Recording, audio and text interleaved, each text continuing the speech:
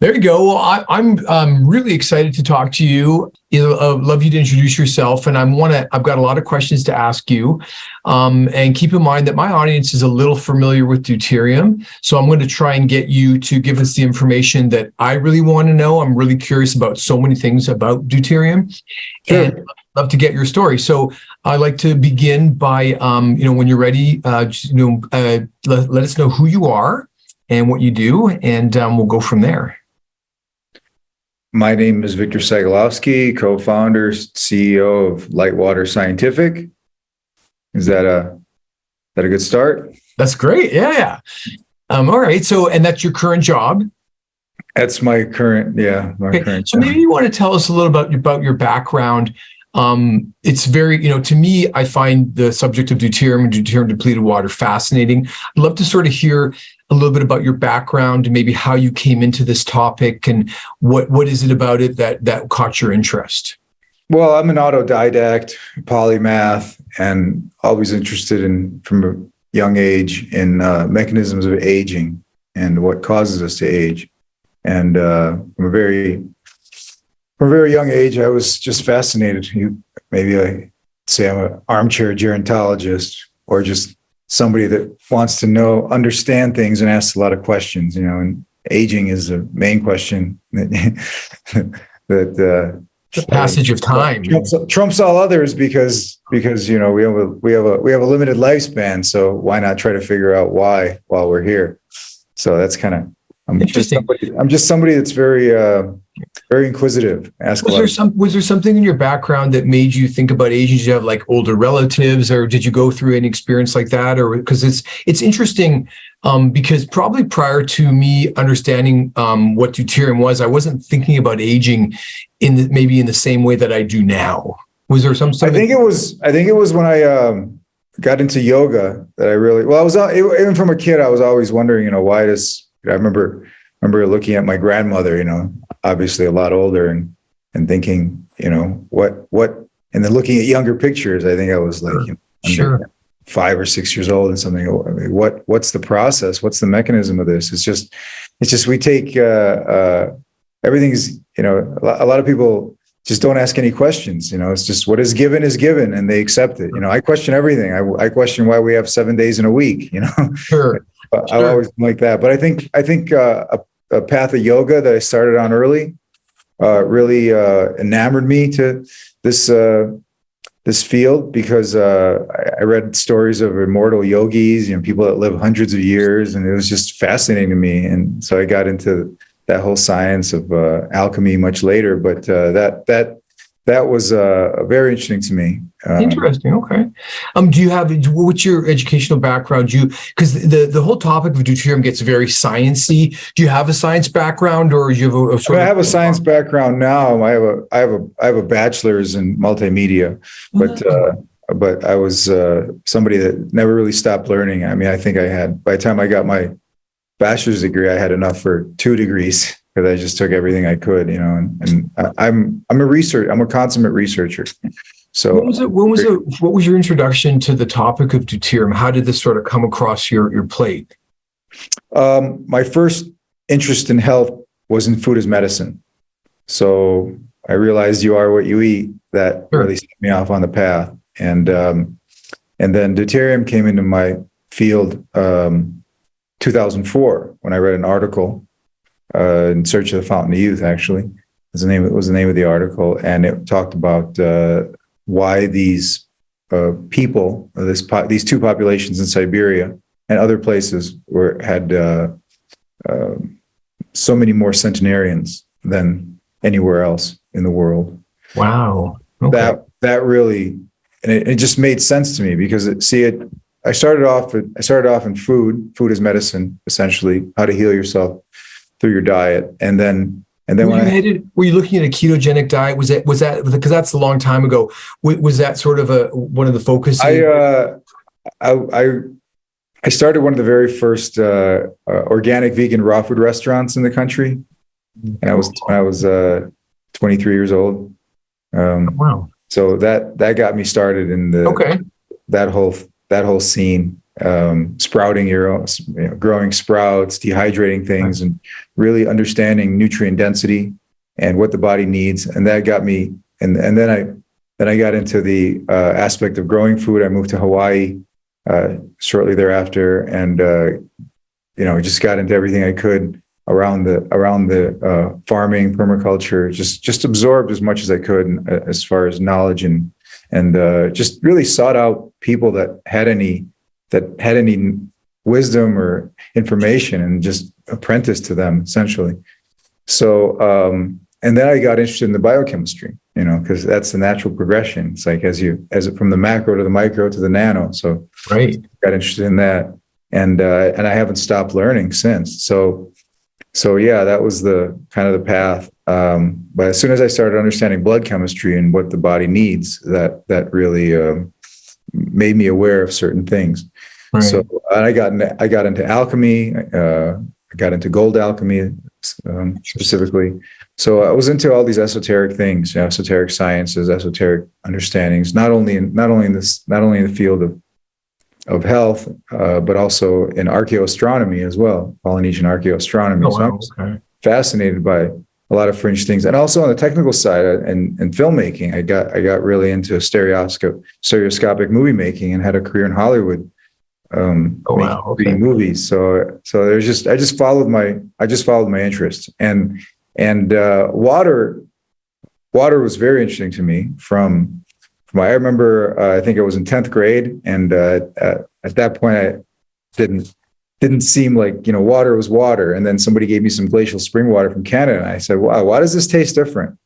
Why does this make me feel different than just this water that I've been drinking tap? So that set off a whole different path of inquiry. So then when I moved to Hawaii, I got very interested in finding different springs, mapping where the springs were, and going fill up my jugs, getting a palate, a very sensitive palate for taste of water, and what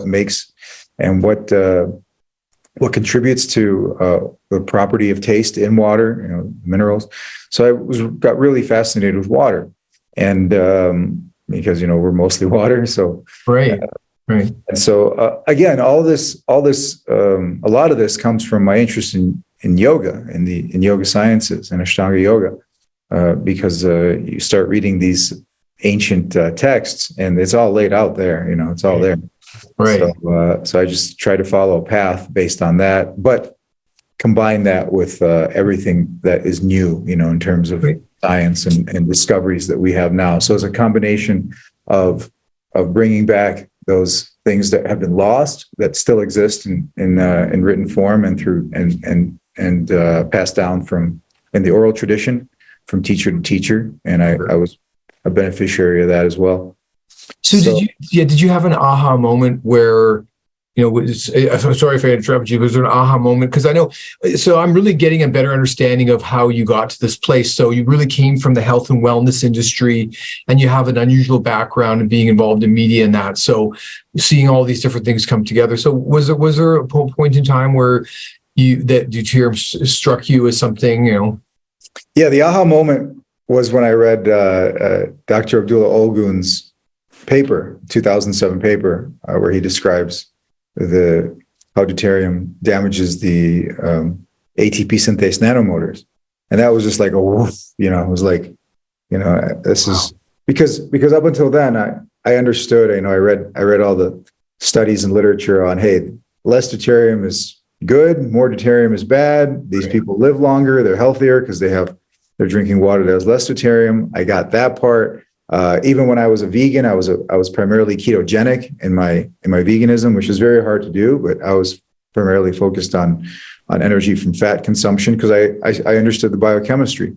Sure. But I'm somebody that likes to validate things. So that when I read Dr. Olgun's paper, that validated for me, because he was explaining a mechanical process, so a mechanical problem, if you will, that we have in our biology, and that just set me off. I said, this science is legit, even though I didn't have any deuterium depleted water at that time. Sure. But I practiced deuterium depletion by dry fasting. I'd go for a week without food and water.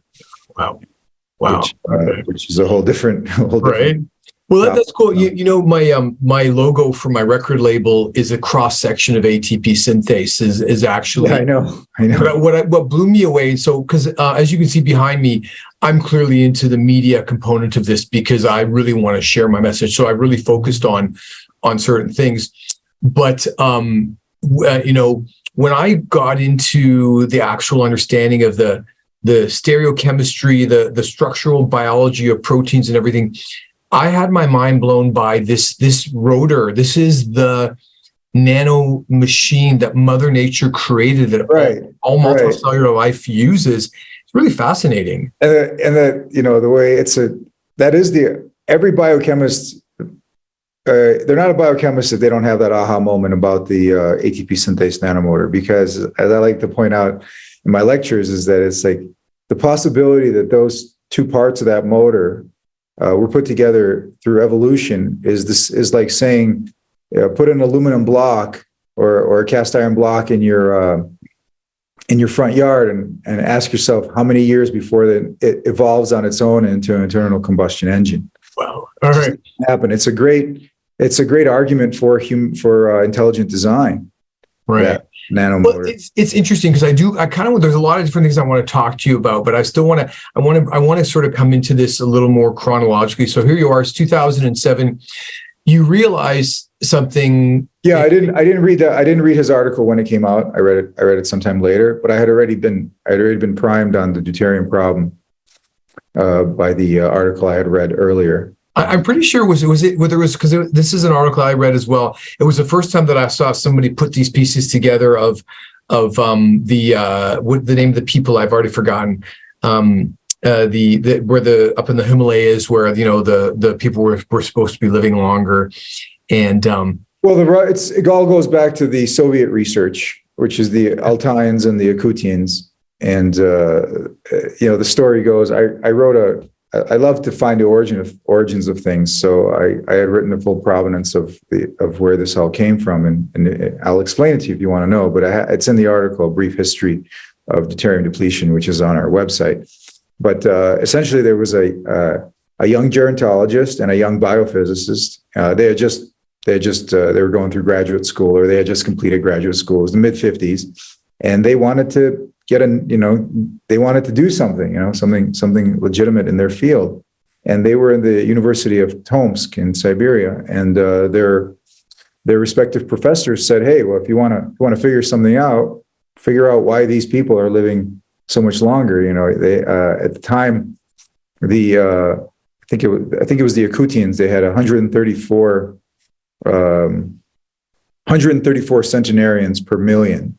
And everywhere else in the Soviet republics and Europe, it's like 5 to 30. Okay, so why are these people living so much longer? And when you consider they're primarily living like Eskimos, they don't have any fruits and vegetables. They're certainly as far from the Mediterranean diet as possible. And yet these people not only are living a long time, but they're very healthy, and the women are giving birth into a late age. So into their 50s naturally. So what the heck is going on? So the professor told them, "Hey, if you want to get a name for yourself, then figure this one out." See, and at that time, it had only been less than 2 decades that it was discovered that deuterium that existed, that there was an isotope of hydrogen. In 1931-32, Dr. Urey and his colleagues discovered that. So it was still this was very, very fresh. So they looked at everything. They looked at their diet, their genetics, and then they discovered, when they were going through the water they drink, they discovered that it had 60% less deuterium than everywhere else. So what's a ppm? What's a parts per million of that water? It was in the upper 120 range. Oh wow, okay, and that's I think upper 120, lower 130 range, somewhere around there. I don't remember specifically. I remember it was 16% lower than the ocean, which is 155. Wow. Okay. So that got them interested, and they said, okay, maybe this is it, because they compared these two populations, because even though they're similar, they're still very different genetically and lifestyle and things like that.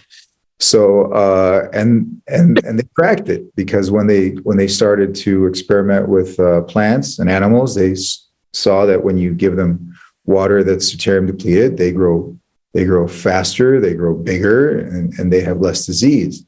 So they published this. They published in 1959 and 61, and then the Americans published on this in Nature in 66, and that was the beginning of understanding deuterium depletion as a really important component of our biology. And ahead of that, the Americans in the 40s had discovered, or actually almost as soon as they could synthesize pure heavy water, which is D2O, which doesn't exist in nature, or it does, but it's 1 out of every 41 million molecules of water. Right. So you consider that 1 out of every 6,600 or 3,300 molecules of water is D2O, D2O or HOD, or yeah. So it's a big difference. So they synthesized D2O in a laboratory, heavy water, true heavy water. And they found that if you, they said, okay, is this water? It looks like water. It tastes like water. It's a little heavier. Okay, but it's still water. But sure enough, when they give it to a mammal for 3 to 5 days, somewhere between the 3rd and 5th day, you just die. And they didn't.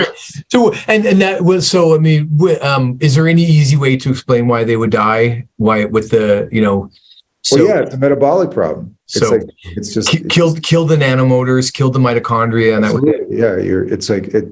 It suffocated you, right? Wow, kind of like cyanide. Sure, but much slower. So, so the conclusion by the American scientists was deuterium is incompatible with life, and that was fairly early. That was in the 40s. But they just put it on the shelf and go to the next project. Sure. So sure. I don't think this really became interesting to a lot of people until the water was available for people to drink and understand that if you lower your deuterium level, that you will have a clear positive metabolic benefit, and fairly quickly compared to other things. Right. Well, so, the interesting concept is that water is one of the highest deuterium things that we can put into our body, correct? It's usually regular water is 155 parts per million. The ocean is 155.76. Tap water, about 150 on average. Tap water, yeah. Well, coastal water is 150. It's completely dependent on the hydrological cycle. So places that have less deuterium, it's simply because the hydrological cycle is different. So extreme northern latitudes, mountain ranges that are far away from the hydrological cycle of the ocean, like the eastern slope of the Sierras. So, and there's some interesting anomalies all over, like Antarctica, 89 parts per million. Wow. Why? Why is Antarctica? Because the North Pole is not even, it's like 105. So why is Antarctica so much lower? It's because it's water that's locked in time from a previous age.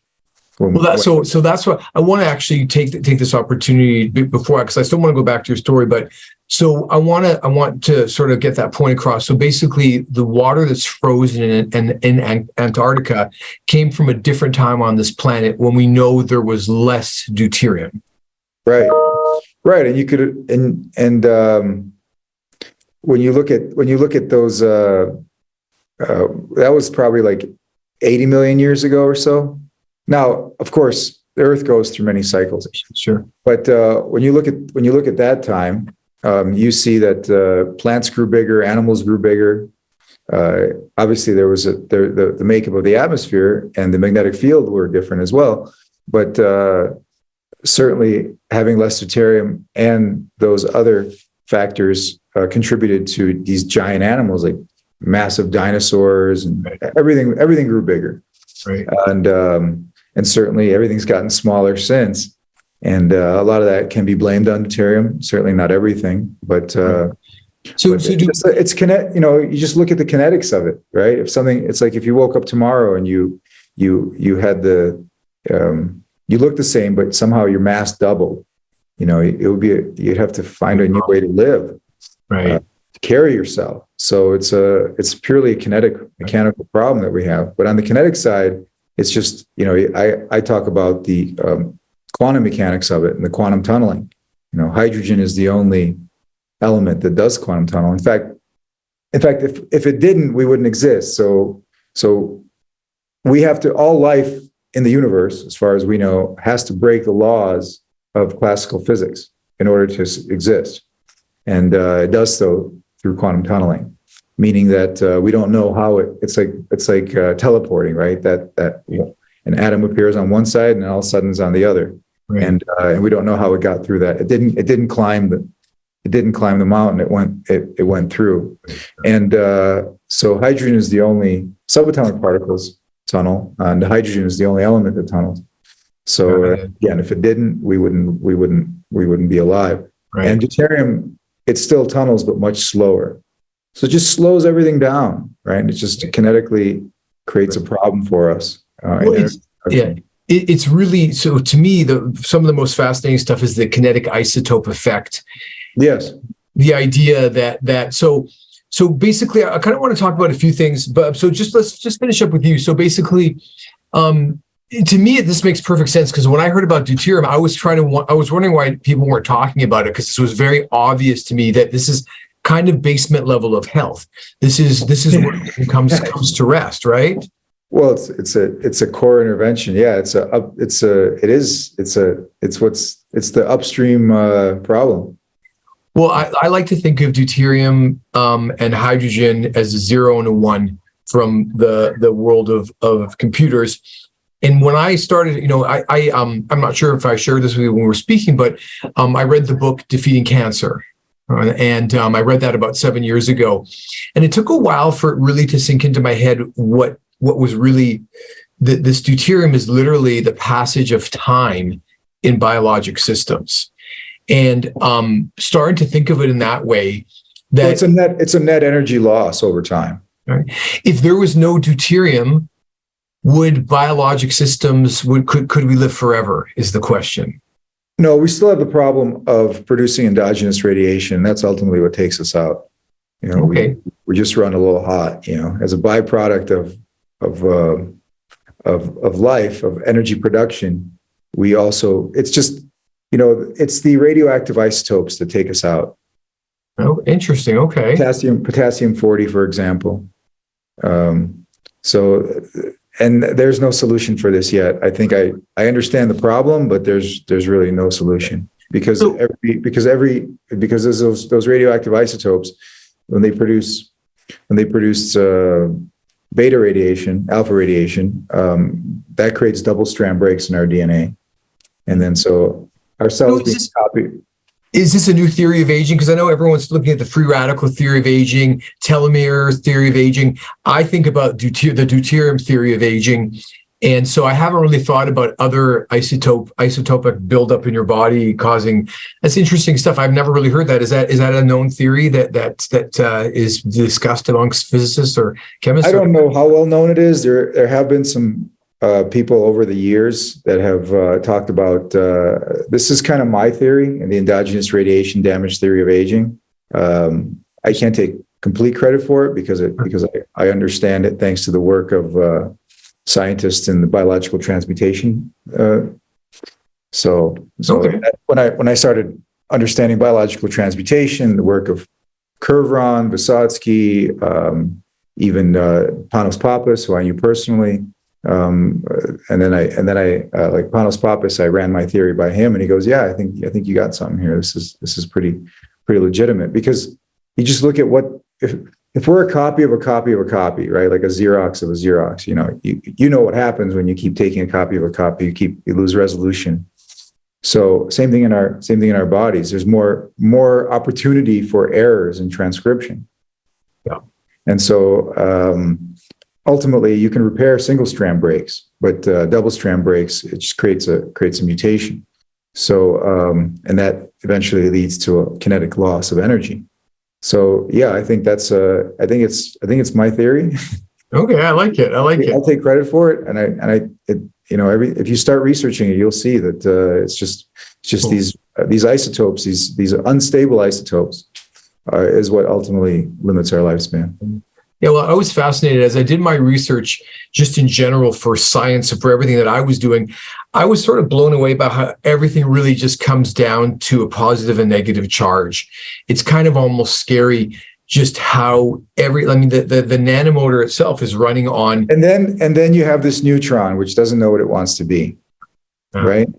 Yeah. So, and the neutron, when you look at hadronic mechanics, you understand the neutron is just a latent proton-electron pair. It just hasn't been popped, right? It's like it's still in the chrysalis. Interesting. Metamorphosis hasn't happened yet. So that neutron is waiting to manifest itself as essentially a protein, a proton-electron pair. So until then, it just takes up space and creates isotopes within the elements themselves. So okay, so now you're obviously interested in this. Did you start to think, well, there needs to be, so someone started producing deuterium depleted water. I'm not sure who the first person was, but you said to yourself, this is kind of where I want to head. Is that, or did it come around? Absolutely, because I like to look. I'm all about upstream solutions. Even in nature, I like to hike to the source of something. If there's a river, I'll hike until I can find where the rocket's coming out of. Where's the source of knowledge, right? Where's the source of wisdom? Where's the source of life? One of the most fundamental questions we have is, how does life begin? How do we go from a bunch of amino acids floating in a nature's petri dish to something that replicates itself, right? So these foundational questions have been fascinating me from the beginning. I love, so when I got into Harold Urey, I thought it was just kind of trippy that he was involved in the experimentation of how quickly we could create amino acids. But right. He was also instrumental in the creation of the atomic bomb. And this one guy was so smart, but he was involved in, the origins of life and the destruction of life. I find that's kind of like, it's a paradox. It's a paradox. Yeah. Interesting. Right. It's a paradox. And I like to think that, since we discovered that hydrogen has more than one isotope, that the 20th century was about creating atomic energy to power, I would say, to power life, for energy, but also for destruction. It can be used for atomic weapons. And I like to think that the 21st century is about discovering the atomic power within, when you reduce the isotope. I love that. Wow, that's a really interesting way to think about it. Okay, so then you decided. So how did you get to light water? How do we make that? And you don't need to share any proprietary information. But I'm sort of curious. Well, I wanted to drink deuterium depleted water, so I tried to see if I could make it myself. Sure. And I failed miserably. You kept on freezing ice and water. All of that. I did it all. Yeah. Fascinating. Yeah. And then I went to Russia, and I feel like there's some kismet in this, because I came from the Soviet Union when I was 7 years old. So I grew up as an American. I started first grade in the United States, but at home we spoke Russian. So it was just, I didn't think too much of it, right? Immigrant kid, a lot of people here are immigrants, and sure, absolutely. But then I wanted to really understand where the science came from, so I went to Russia, and I was like, it was like a completely new awareness, because I show up in this country, I'm like, I feel fully like an American, and all of a sudden I can understand everybody. I can speak. I'm like, this is great. Like, thank you, Mom and Dad. Right. So I was able to connect with the scientists and researchers that were working on technology to create a commercial process for removing deuterium or reducing deuterium from water. And I partnered with them. And I started importing the water into the U.S. Is this industry big in Russia? Do the Russian population in general know about this? Not really. So it's more not so much. Now, I'll say this: in the 50s, there was a lot about glacial meltwater or freezing water and then drinking the melt, and that was a kind of a thing for a while. In fact, they had a I think under Khrushchev, they kind of not fully classified this, but they kind of classified this because they had an incident there in the Soviet Union in the 50s that the world didn't know about, and the people were exposed. It was a melt. It was like I'm not particularly sure of the details, although I read about it. So they had they had a meltdown, right? And so they rehabilitated the people with deuterium depleted water. And so they said, okay, this stuff works. We're better just keep it for ourselves. Got it. Interesting. Okay. So the first device for making deuterium depleted water was created by one of the researchers that had originally discovered this in the 50s, Dr. Berdyshev. He passed on a while ago, but he lived, I think, till the early 2000s. But in Kiev, in Ukraine at the time, in the early 1990s, he had created a couple of devices that were taking advantage of everybody in the world, the few companies that make deuterium depleted water, they take advantage of the phase change, right? So you're able to remove it when either water boils or water freezes. Well, in his case, he made a device that worked on the freezing side, okay? And he was able to get about 25% depletion. And then and that's about all you could do with freezing. And then later in the Institute of Fine Technology in Moscow, they figured out a process for using the boiling point. That's a question I have is, so basically using heated water and using a tall column, that's way more efficient than freezing and trying to separate it that way. Incredibly so. And if you were to do this kind of process at home, which I was trying to do in the early 2000s, right, where you just freeze it 20 times, right. If you look at the data, you maybe if you're lucky, you'll get like half a ppm. So it's just completely ineffective. Wow. That said, Dr. Berdyshev did figure out a way, and the machines no longer exist as far as we know, but the plans are there. So I looked at them, and very complicated stuff, super complicated. And but he was able to get about 25% reduction. But yeah, the boiling point side, you can do a lot better. And this is what I think. There's like five, maybe 6 companies in the world that can do this. Nobody shares their notes, so everybody came to this on their own how to do it. It's just it's hard because you think of water filtration and you're removing contaminants from water, contaminants that aren't water. Yeah. When you're doing deuterium depletion, you say, okay, deuterium is a contaminant, a natural contaminant, but it's a contaminant to our biology. But you're removing water from water. So you're removing one type of water from another type of water. You're trying to separate the HOD from the H2O. And they're so similar, right? Their masses, they're slightly different, but they're, they're so close that it becomes nearly impossible to do it. And so my colleagues spent over a decade trying to figure this out. And one of the things I was thinking about is, just because I've been on this topic so long, is that I know that everyone's really into red light therapy, and we know that sunlight separates water and creates an exclusion zone, and that gelled water, from what I know, that gelled water can help to keep deuterium out of our biologic systems, so that maybe infrared radiation. Not that the gelled water keeps the deuterium out of our system, as it said, everything upstream of that is making a selection between the heavier water, or the heavier hydrogen, and and protium, the lighter hydrogen, and it's limiting it, right? It's limiting it. So if you talk to Dr. Borosh, he'll explain to you why the Krebs cycle is so complicated. And this is something that fascinated me from the 90s. It's like if everything in nature likes to take the path of least resistance, why is this Krebs cycle in our biochemistry so darn complicated? And it turns out it's a series of gates to limit deuterium from the electron transport chain. And when you look at it that way, it all starts to make sense. Yeah. Well, our biology is designed around this extra neutron. It's obvious. Our biology is designed around the management and the mitigation of this heavier component. The problem is water is too stupid, or sorry, not water. Oxygen is too stupid. It doesn't have a central organized nervous system. So oxygen doesn't discriminate. If oxygen discriminated between protium and deuterium, we would not have this problem in the universe. So I just want to clarify to anyone listening that most all biologic systems, transporters, proteins, enzymes, are all designed to favor picking up a hydrogen rather than a deuterium.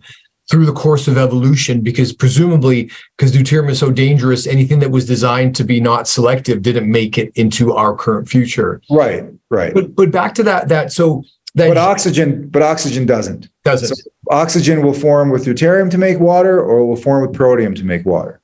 Interesting. And therefore lies the problem, because you're not going to find deuterium isolated in anything, right? It's always bound to an oxygen. Yeah. Never going to exist. It's never going to, unless it's deuterium gas in the vacuum of space somewhere. Right. You're not going to find deuterium by itself. So you're also not going to find atomically pure hydrogen either.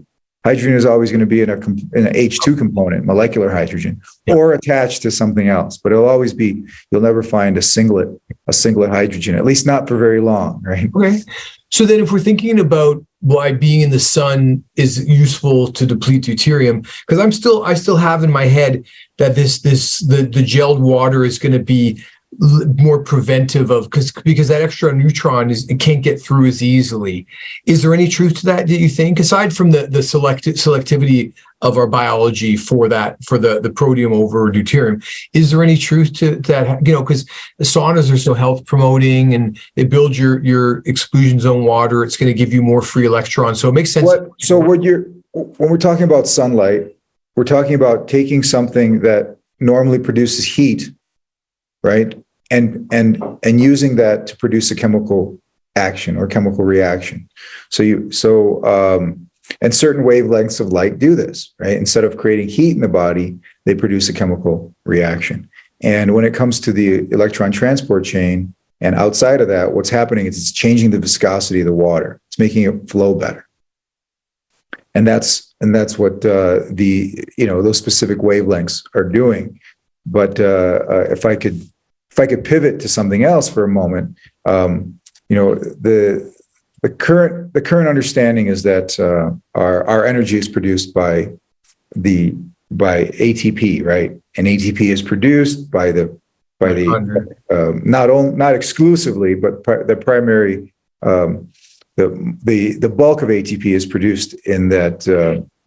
In the electron transport chain and in the ATP synthase nanomotor, and the byproduct of that is metabolic water, because the water that we drink is not the water that makes up our cells; it's water that we synthesize, it's water that we make. So, but that is not the only energy producing. That's not the only energy producer in our bodies, And I think this is something it's very dangerous to become settled on science before we have all the answers, because there's something known as human photosynthesis as well. And so there's a great argument to be made that the bulk of our energy is not really produced by ATP exclusively, that the bulk of our energy, ATP being a source of energy, but that our energy is produced by melanin. Okay. Yep. Because whereas cytochrome C can absorb certain wavelengths of light in the 600 nanometer range, and also in the 800 nanometer range. So you have red and infrared, and this translates into a chemical reaction instead of heat. When you look at melanin, it can use any wavelength of light, whether visible, invisible, anything. And what does melanin do? Melanin, it breaks water and creates water. So it's able to reduce hydrogen back to with the use of oxygen back to water, and it's able to break water and create hydrogen oxygen gas. And it does this continually, because if you look at a good question for a biochemist would be, okay, we understand it's settled science. ATP creates our energy, and we make our body weight and a half. 1.5 times our body weight per day in ATP in order to exist. So that's the settled science, is ATP produces our energy. But the question to ask is, how does the nucleus of the cell get any energy? Because there's no mitochondria in the nucleus. Right. So where does the mitochondria get? Where does the nucleus get its energy? And if you look at the nucleus, it's surrounded. It's like a shell of melanin.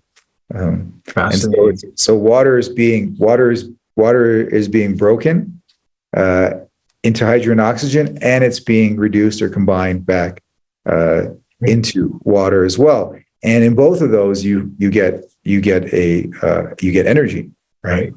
So melanin is able, it's panspermic. It's like it's able to use any energy.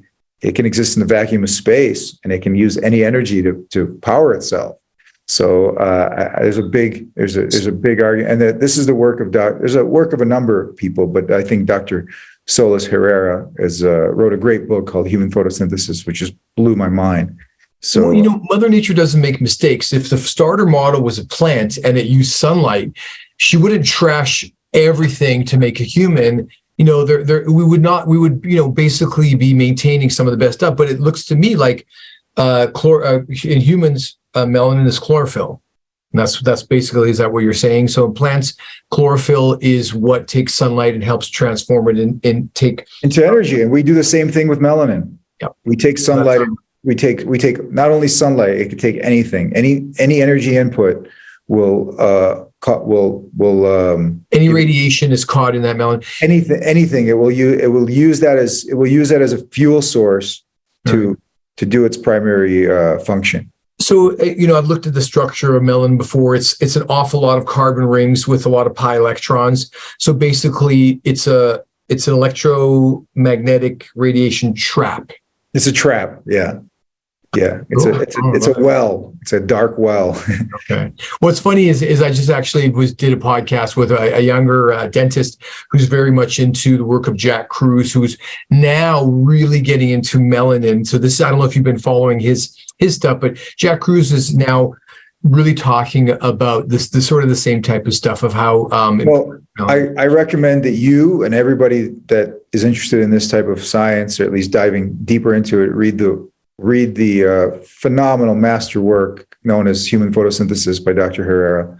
He discovered this because he's an ophthalmologist, and he was looking at the water inside the eye, and he was looking at how energy is produced in the eye and ophthalmological diseases, and he cracked it. He goes, this is another thing that's completely overlooked, but contributes enormous amount of energy into our system. Fantastic. So when you read this book, it'll blow you away. And I think based on these things, they're a bit ahead. They're a bit ahead of what is accepted science. But if you use them all, like we have deuterium, we have biological transmutation, we have human photosynthesis, we have the radioisotope problem.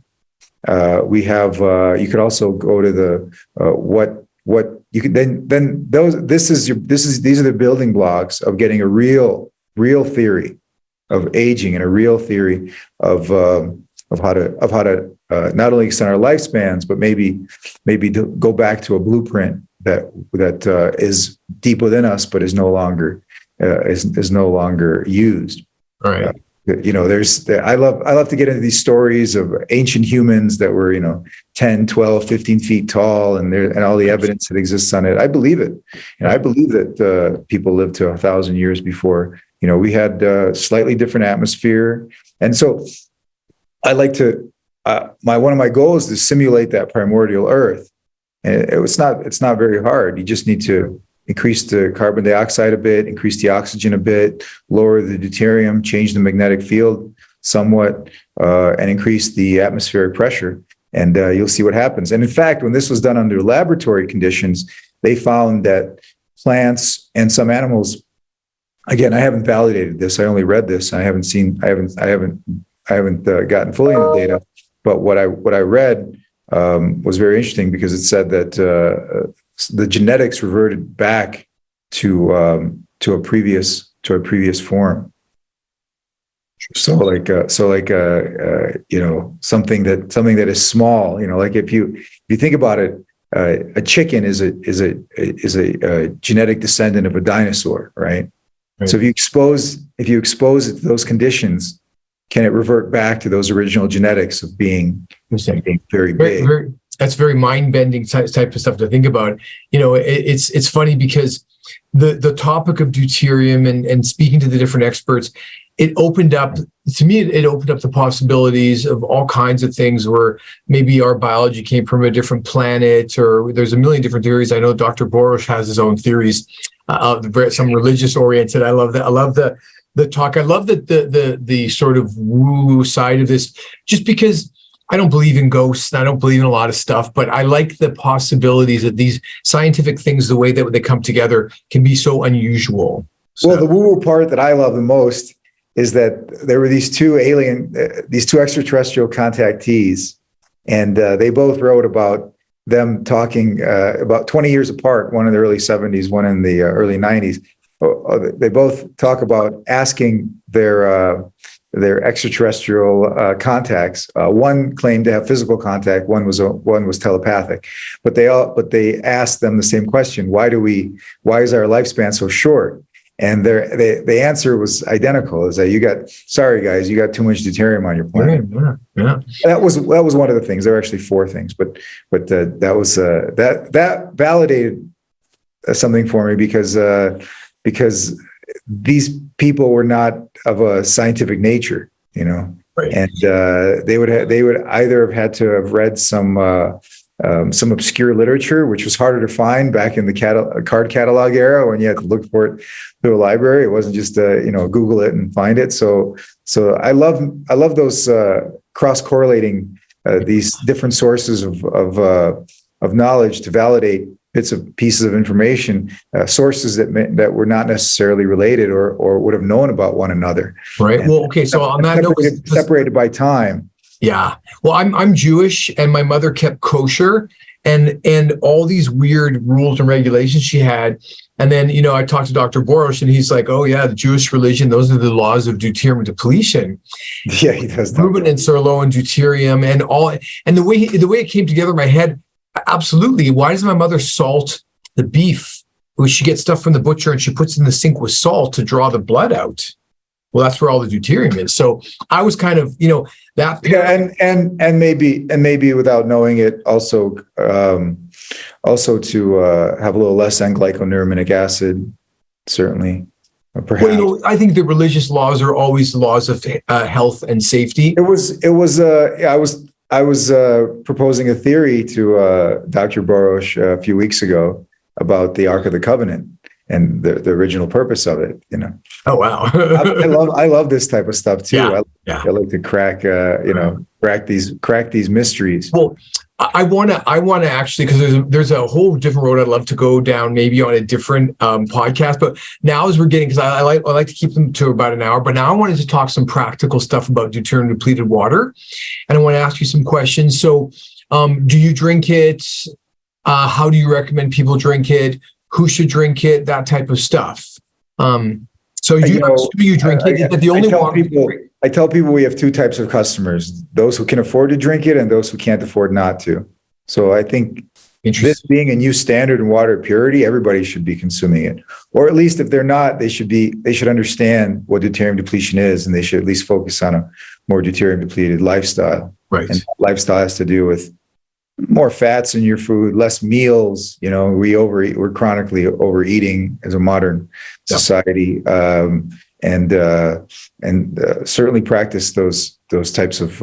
If you look at how just a simple equation of how much ATP is produced from glucose versus how much ATP is produced from acetoacetone or ketone bodies, you see that it's like 3.5 times more from fat. So makes perfect sense. So it's you just look at it. You just look at the science, right? Yeah. So when I got into this as a business, when I got into importing deuterium depleted water, I had never consumed deuterium depleted water. Like I couldn't get any, Right. But I fully believe in the science, and the science didn't prove us wrong. It proved us right, which is phenomenal when you could on paper reason out something that will work for you in a real world scenario. And it's sure enough, it did. Works, yeah. So who needs to drink it? I think it's a new standard of water purity, and more people will be exposed to this as time goes on. And how do you drink it? Well, the goal is to lower your deuterium level by about 20%. So you can do that by diluting it. It's an expensive water to make. It's expensive water to sell, and consuming it is costly, especially people that are used to not paying anything for water. Right. Well, someone like yourself. So if you have an unlimited amount of deuterium depleted water, is that the only water you drink, or would that be lowering your level too much? How do you incorporate your deuterium? even if you drink it straight, I don't see how you can lower it too much because you're always going to be fighting against it.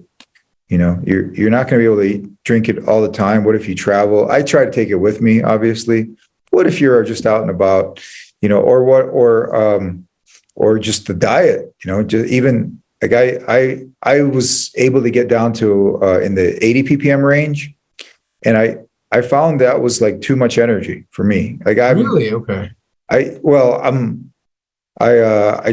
work a lot. I work out a lot online, right? So I love to exercise, and I'm very fit, but I'm not living like an athletic lifestyle, right? Sure. Where I'm training every day, and I found that if you get down to like in the 80 ppm range, you want to take advantage of that, right? So and that took like eating less. That took doing a sauna every day or every other day, a lot of light exposure, consuming 10 ppm straight. So sauna I'm at about 100 parts per million.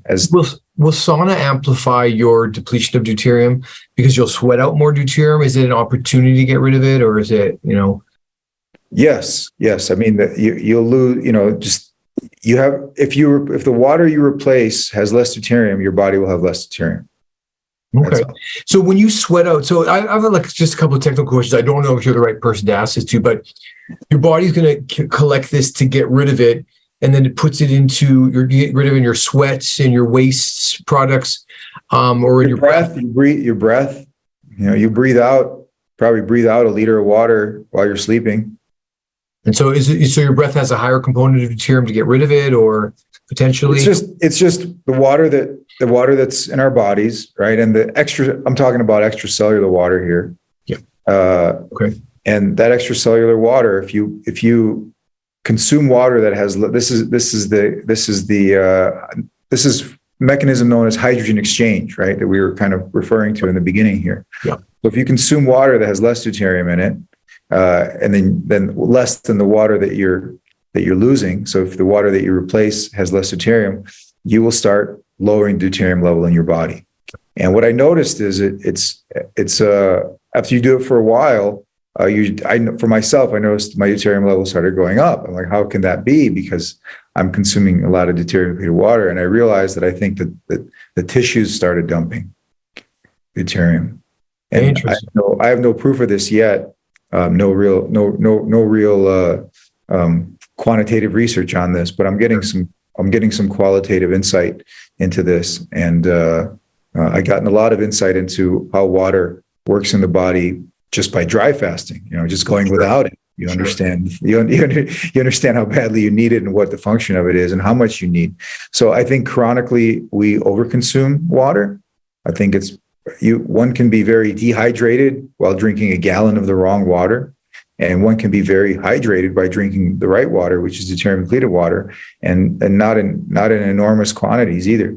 So there's two approaches that one can take to deuterium depletion, and one is this linear depletion, which is very kind of a clinical, very, very linear, very structured approach where you dilute your water ahead of time.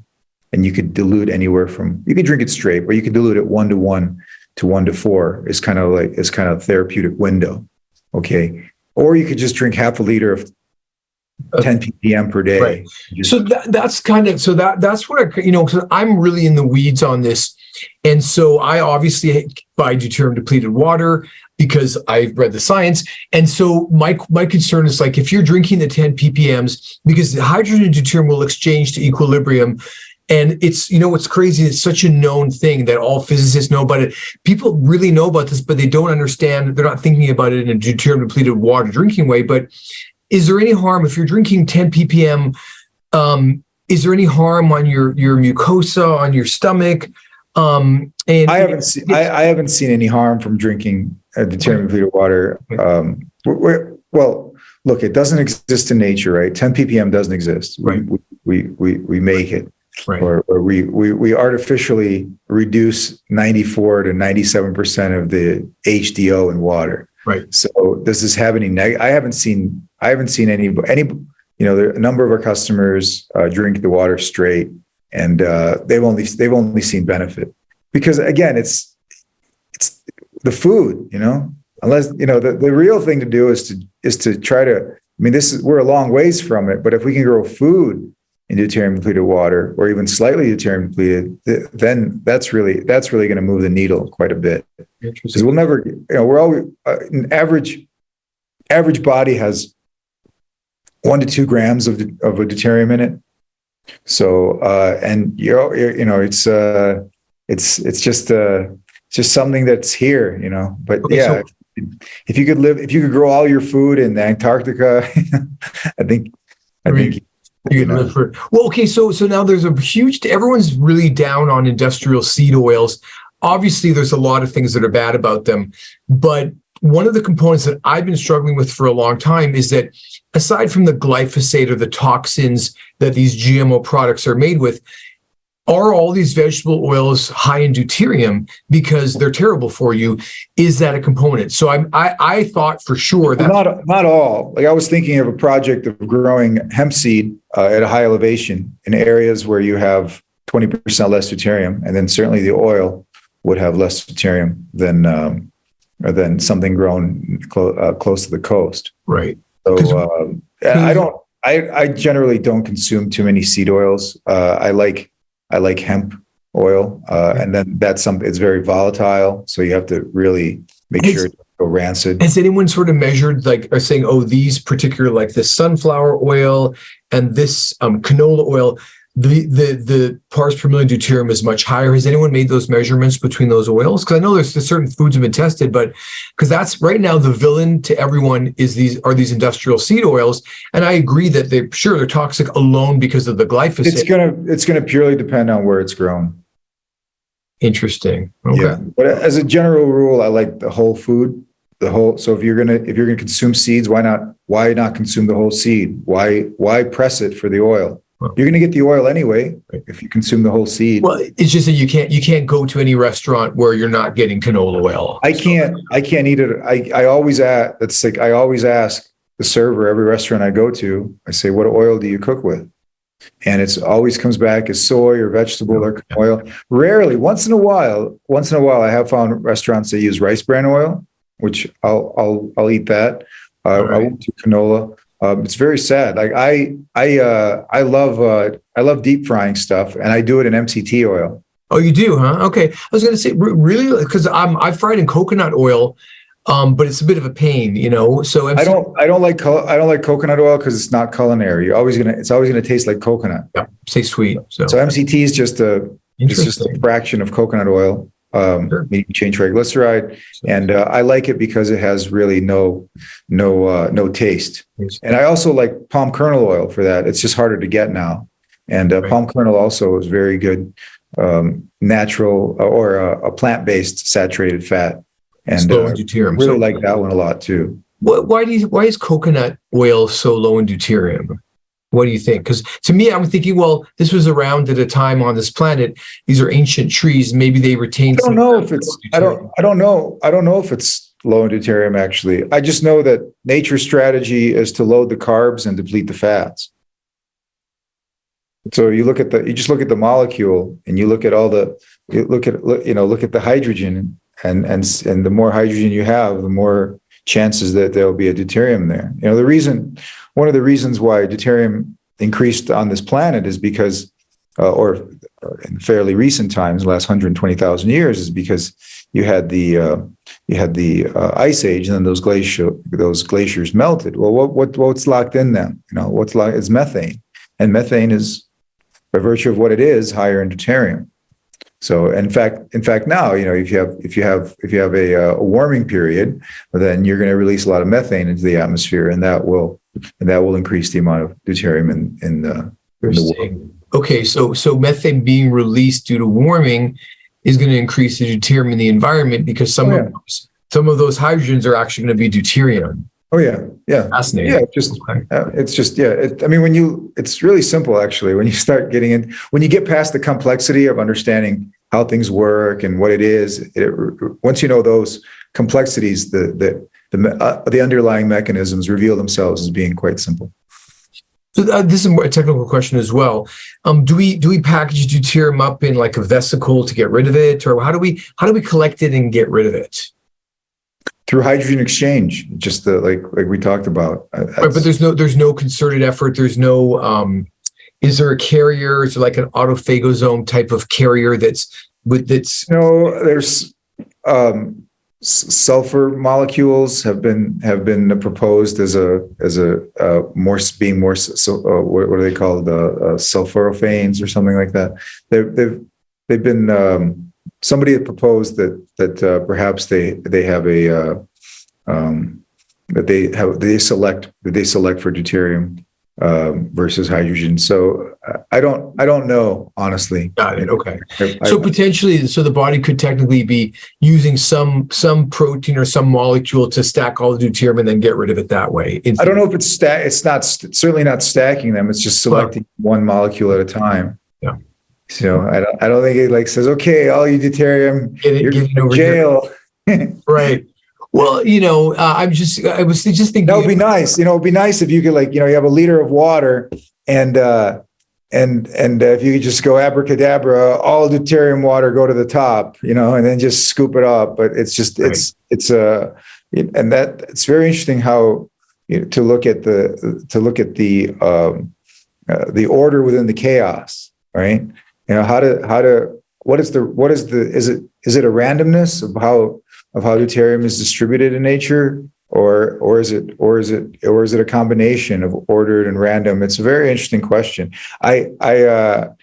When you get a little bit further in understanding this, you see that the migration cycles of animals is also completely dependent on deuterium. Wow. Okay. I think these birds that migrate thousands of miles, whales that migrate thousands of miles, they're doing it because there's a deuterium depletion strategy for their progeny. It's a deuterium depletion strategy that is meant to ensure a higher probability of survival for their young, for their offspring. So basically, animals they want to have their offspring in low deuterium areas, or they want to Right. Or well, not always, but in birds certainly is the case that migrate to northern latitudes to lay their eggs.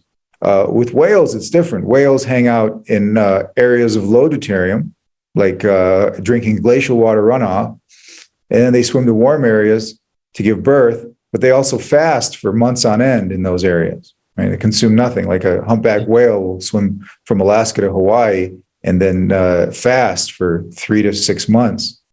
And wow. then consume. So you think that's built in? They're specifically choosing not to consume high deuterium food because that's just a part of the evolutionary cycle. Wow.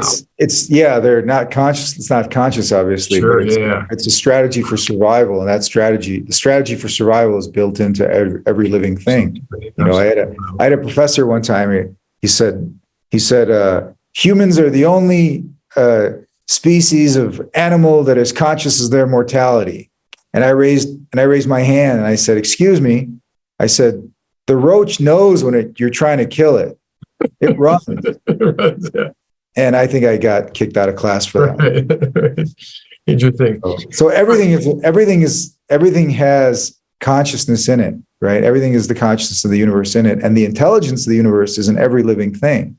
Whether we're conscious of it, that's irrelevant. It's just that consciousness is within all living things, and survival is the primary desire of anything that is alive. Is to procreate and continue itself. So, and deuterium factors into this, and early on, when you have the kinetics of something tells you, hey, you're gonna select for something that is easier than something that's hard. Right, for sure. Okay, so we sort of coming to the end of our time. I would like you, I'd love you to give just your thoughts and tips, like what can the average person do, or what do you recommend when it comes to deuterium, and then how would people find you if they want to know more and drink deuterium depleted water or try it? They can go to the website. We don't sell in any stores. We're just drinklightwater.com, and lightwater is spelled LITEWATR. So drinklightwater.com. Also, you can go to, we also offer testing.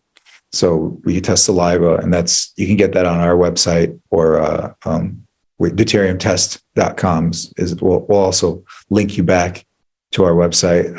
I also set up a website, deuteriumdepletion.org, which has a lot of the studies, or at least everything I could find over the last 60 years having to do with this science. That's there. So we also periodically host a deuterium depletion summit, where we invite these leaders in the field, some of them which I mentioned, and we recently had one. And I think there's about 9 or 10 hours of footage, very, very scientific stuff. I think if you're a practitioner and you want to get some deeper understanding in what this is, then you can go and watch. I watched it. I loved it. So, it's not for everyone, but no, it's not for everybody. It's actually for a very small number of people. It's people that are obsessed with biochemistry and understanding the mechanisms of health and aging. That's who it's for. And it's also for those people that want to help others.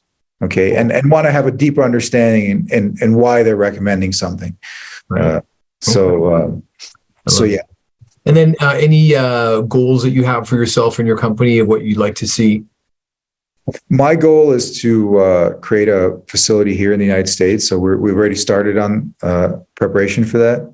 So my goal is certainly just to increase production. So it's a whole technical challenge separate from the challenge of turning the world on to something that's completely new. That's a challenge in of itself to promote a new standard of water purity, which is the practical fountain of youth. That's one challenge. But the other challenge is the technical side of increasing production, because it's very we don't make much. It's very difficult to make. It's an expensive process. It takes an enormous amount of capital to even start. And I put a challenge out to everybody out there that maybe there is somebody among us that can develop a process where this can be available to everybody on the planet. Because there's nothing that exists. There's no home unit that exists. This is the equivalent of us talking about how wonderful it would be to have a light bulb while we're sitting around a campfire in the 1850s. Okay. Right. So I think it's coming, but nobody has yet cracked this problem of how to easily reduce or remove HOD from water. And as soon as somebody figures that out, then it's going to be phenomenal, because it's going to open this up to everybody on the planet. And certainly it's just something that we need. I wrote an article called Deuterium, the elephant in the space capsule, because in that article, it's a kind of half humorous and half serious article with citations and references talking about how if Elon Musk and others want to go to Mars or even the moon, they're going to have a serious problem. Okay, they're going to get there and they're going to realize that the water they're making there is going to be 5 to 7 times higher in deuterium. So metabolically, these people aren't going to last. So, and plus, under the stresses of an extraterrestrial environment, being out in space, you're getting bombarded by so much more radiation than you are here on Earth. So a strategy for survival is deuterium depletion. So I make a case for if we want to expand our horizons, if you will, if we want to become a species that journeys outside of our home, that deuterium depletion is absolutely vital, and having deuterium depleted water is absolutely you can't do it without it. And I've been trying to get a hold of Elon Musk for a number of years, just for him to read this article and understand. Sure. If you want to plan for this, that you got to plan for how you're going to make water, because when you're in the biosphere here, you don't consider that. And when you're extraterrestrial, it's going to be very important to be deuterium depleted. And this has been proven in a number of studies that I referenced in my article, how important it is, the radioprotective benefits of a deuterium depleted body, and of course, what happens to you if you're drinking water that's 300 ppm versus 150 ppm. Metabolically, you're gonna expose yourself to a lot more epigenetic faults. Yeah. Okay. All right. So, when I post this video, I'm gonna on Instagram, I'm gonna make sure I add Elon Musk, and I'm very confident. So you can see my cartoon characters. There's Marty Mitochondria right there, and there's Deuterium. And I believe I'm going to be bringing this scientific knowledge to the masses in a fun way with my record label, Deuterium Records. So I'll be what you're doing is just it's too cool. Yeah. Thank you. Yeah, and it's going to be a lot of fun. So I wanted to ask you, do you play an instrument? I need a bass player. I have a bass at home. I couldn't. Okay. I could probably, keep a simple bass line, but I'm not a. All right, cool. I may draft you because Vitamin K2 plays bass. We don't have a bass player yet, but good for now. All right, great. Well, I want to end this podcast here, but I would really love to talk to you again, dig a little deeper, because I really like the sort of super science fiction-y stuff of this. I think it's fascinating, and I want to thank you. You really brought a different perspective, because I've interviewed a lot of different people on Deuterium, and I kind of wanted to get your take on how you got into this. It's been fascinating, so thank you for your time. I appreciate it. Thank you. I appreciate this too, because I rarely have a chance to speak about these about more of the getting more into the esoteric nature of things. Excellent. Oh, and please send me, if you don't mind, send me your article. I'd love to read that. That sounds really fascinating. I'd love to see how you put together the science. Excellent. All right, great. Well, thank you very much, and look forward to speaking to you again. Thank you. All right, thanks. I'm going to pause it here. Hold on. All right, excellent. That was fun. Thank you. Yeah. This is. I mean, what you're doing is, essentially, children will know what deuterium is. Correct. That's correct. You have to understand, I have a really clear mission. I'm going to edit this out, but what's happening, how my story of my life was quite difficult. And I'm here to educate kids to get them excited about science, so that by the time they're in later years, they're more interested. It's so they don't have to start to learn this. They already know what a stable hydrogen isotope is. It's in my songs. So, well, it's fantastic, because just we went to when I went to Russia, everybody there, nobody like here, like you can speak to a room full of doctors, whether it's 100 or 1,000, you'll have one that raises their hands about, what deuterium is? Oh, I think I heard about it. Remind me again. I don't, you go to Russia and it's like every school kid knows what deuterium is. Well, we can hopefully make a change here. I'm Canadian. This is my new home country, so hopefully we can make some improvements. Where are you? Where in Canada are you? Was born and raised in Winnipeg. Oh, okay, cool. Yeah, I went to school in the East, but I lived in Vancouver for a while. Okay, cool. Yeah. You spent some time there? I have a lot of friends in Canada. Our marketing director is based out of Canada. We have. Oh, cool.